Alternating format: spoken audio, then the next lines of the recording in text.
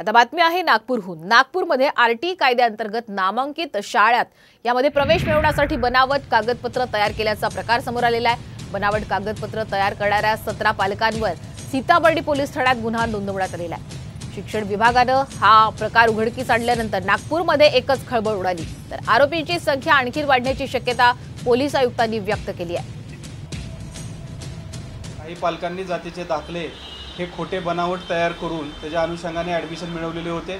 त्या पद्धतीने जे भवन स्कूल आहे त्या ठिकाणचे 11 पालक आहेत, त्यांची चौकशी झाल्यानंतर त्या ठिकाणी असं निदर्शनास आले की त्यांनी खोटी कागदपत्र बनावट कागदपत्र अंतर्गत RTA अंतर्गत ॲडमिशन झालेले आहे। त्याच्या अनुषंगाने झेडपीचे जे विस्तार अधिकारी आहेत त्यांची समिती माननीय CO मॅडम यांनी नेमून त्याच्या अंतर्गत चौकशी झाल्यानंतर हा गुन्हा दाखल झालेला आहे आणि आम्ही त्याच्या अंतर्गत तपास पुढील करत आहोत।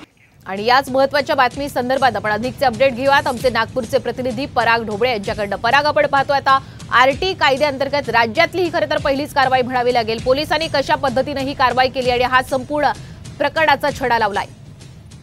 नक्कीच हा धक्कादायक एक प्रकार आहे, कारण की आरटी कायद्याअंतर्गत खरं तर जे आर्थिक परिस्थिती नसलेले किंवा गरीब कुटुंबातील मुलांना तो 25% जो हे आहे त्यामध्ये चांगल्या जे आहे कॉन्व्हेंट किंवा शाळांमध्ये त्यामध्ये प्रवेश दिला जातो। मात्र या सगळ्यांमध्ये डुप्लिकेट जे आहे कागदपत्राचे तयार करून आपल्या मुलांना तिथे हे होतं दाखल करण्यात आलं होतं। हा सगळा प्रकार जो होता तो शिक्षण विभागाच्या समोर आला होता। शिक्षण विभागाने सगळे जेव्हा चौकशी केली तेव्हा बनावट कागदपत्रांचा उपयोग केला गेला तर समोर आलं। त्यानंतर त्यांनी पोलिसात तक्रार दिली आणि पोलिसांनी गुन्हा सुद्धा दाखल केलेला आहे।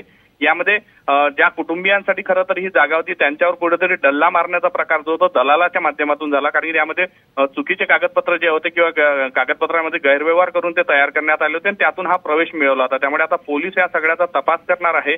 दलालांसोबत आणखी कोणी शासकीय यंत्रणेतले कोणी यामध्ये इन्व्हॉल्व आहे का, या सगळ्या बाबींचा तपास जो आहे तो केला जाणार आहे आणि यामध्ये नक्कीच मोठं गबाड पुढच्या काळासमोर येईल। धन्यवाद पराग, आपण दिलेल्या संपूर्ण अपडेट बद्दल।